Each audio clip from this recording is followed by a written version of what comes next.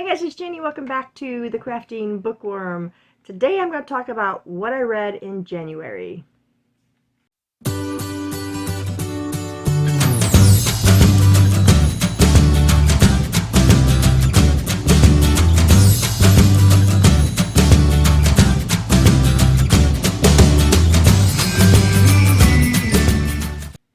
Okay guys, welcome back. Welcome new subscribers. Thank you all for your continued support. So today we're going to talk about what I read in January. And I only ended up reading 5 books in January, but you know what? That's okay because I expect that at the beginning of the year for one, because you know you're getting into a new year, and beginning of our new year is pretty busy anyway, and that plus my crafting and making journals and such. So I expected kind of a drop in reading because I had a drop from 2022 to 2023 as well. So there was a huge drop there.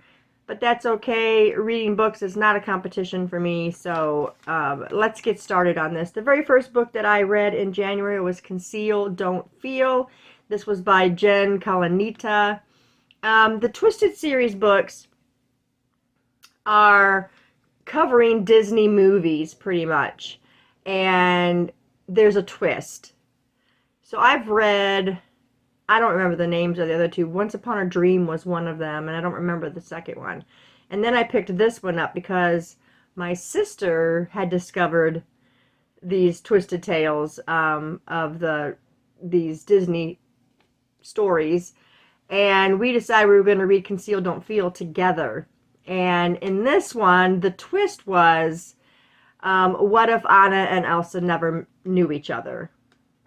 And I talked about this when I did a review on this book. So there is a review for this book if you guys want to watch this. It's a little more detailed than what I'm going to do today. But that the way they did the twist was pretty fantastic, I thought. This was my favorite out of the Twisted Tales so far.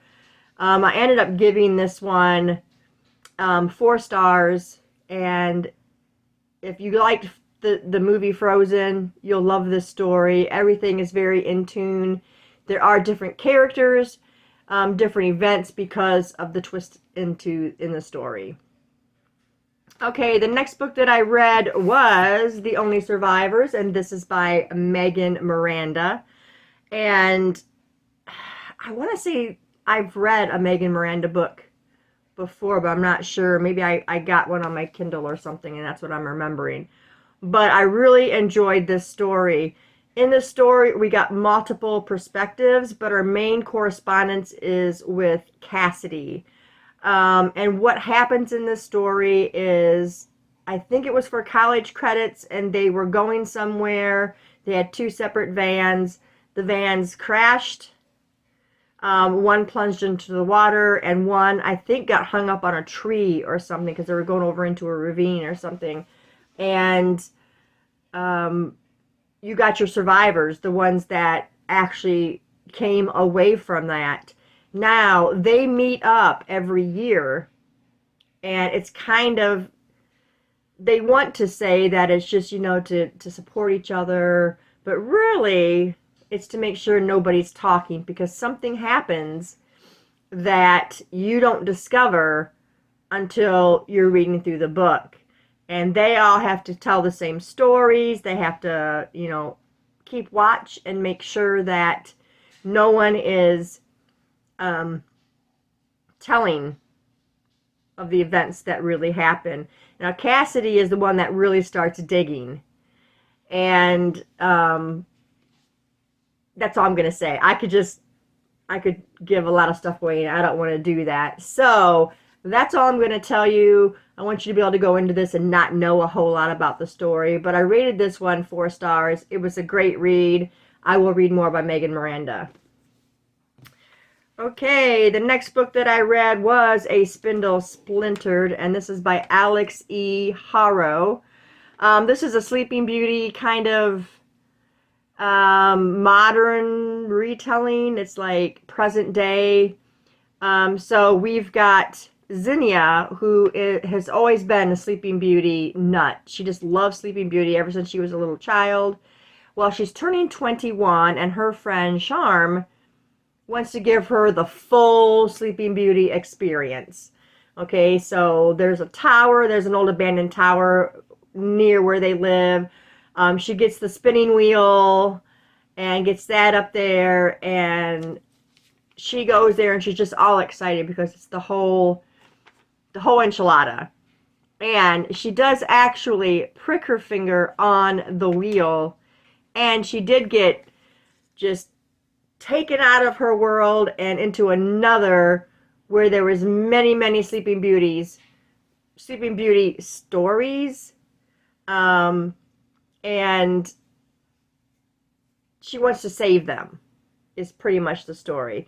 I don't want to go into it too much more than that, but it was a really good story, very short, not even 200 pages.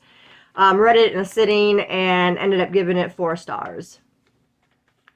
Then the next book that I read was The Measure by Nikki Ehrlich. I also have a review of this book that you can watch if you feel so inclined to do so. This was really the most thought-provoking book that I read in the month of January. Just the whole idea of it. The story starts that these people, they get up the next morning, they go out their door, there's boxes sitting on their front porches, and it says the measure of your life. That's engraved into the box. And once you open the box, you're going to find a string. You're going to find short strings, you're going to find long strings. And whichever string you get is the measure of your life, meaning how long you're going to live.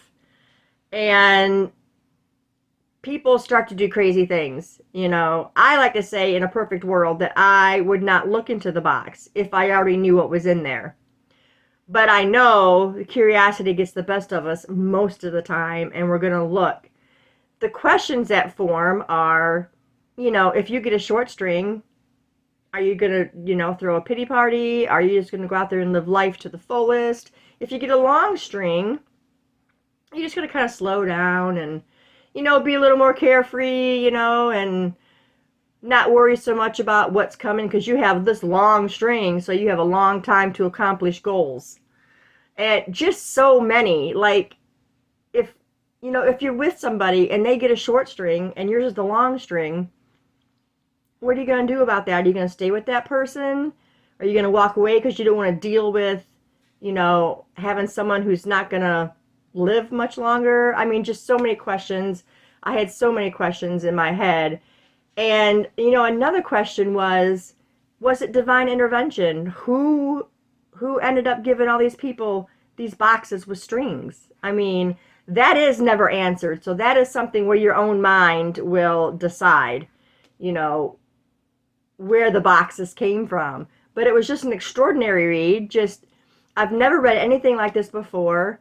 And it just really made me think, you know, what would my life be like if it revolved around this string that somebody mysterious leaves on your front porch? And it was for everybody 22 years and older across the globe. Everybody got, you know, this box with a string. Now, you could understand it better if it was just a few people that were pinpointed, because then you could say, oh, so-and-so or whatever, you know. But this was everybody 22 years of age and older across the whole entire globe received this box. And yeah, it just was, like I said, it was an extraordinary read. Really enjoyed it. Gave it 4 stars. If you haven't read this, I really do implore you to pick it up and just read it, because your mind is going to be just focused on that. And I talked about this book a week after I read it. I was still talking about it. So it was it was really good. Okay, then the last book that I read for the month of January was Hostage by Robert Crace. Coming up in the next few days, I'm going to have a review of the book and the movie and my thoughts on that. So I'm not going to tell you a whole lot in this video, but I'll let you know key points. So in this book, we're following a police detective, Jeff Talley, and he is from LA. When he was in LA, he was a hostage negotiator. So, like, if there was a hostage situation, he's the guy that's talking to the person who's holding all these people hostage. And one thing happened where he lost, like, I think it was a 10-year-old boy, to this criminal.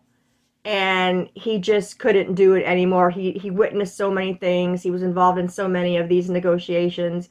And it was just starting to really, weigh down on him. So he upped his family, moved to a small town. And this small town where it's peaceful, and the worst you have is someone running a traffic light or something, and he could just kind of regroup. But he didn't really get back really big into things after that incident in LA. And his marriage is teetering, and he's got a daughter who just doesn't really care about him anymore because he just stopped caring himself. So this big move is going to change things. He's a chief now at this police department. And then what happens? There's a hostage situation, and it starts all over again. I loved every minute of this book. The pacing was beautiful. There was never a moment where you're sitting there going, oh, can we get on with this? Never a moment like that at all. It's constantly going. And I love our character, Jeff Talley. He's just an amazing character, and I loved the whole plot. I loved everything about it. It gives you a starting point, it gives you the ending point, and it just whizzes right through there. It was a really quick read for me. I ended up rating this book 5 stars because I absolutely loved it. This is the very first Robert Crais book I've ever read. Probably the last. I mean, there is another standalone, but I don't want to get into another big series. He has a big series with all the intertwining characters, and I just don't want to get into that right now. So I may read the other standalone, but this one was perfect. A great introduction to Robert Crais for me.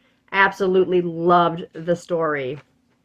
Like I said, in the next couple of days, I will have a review on that book and the movie. So stay tuned for that.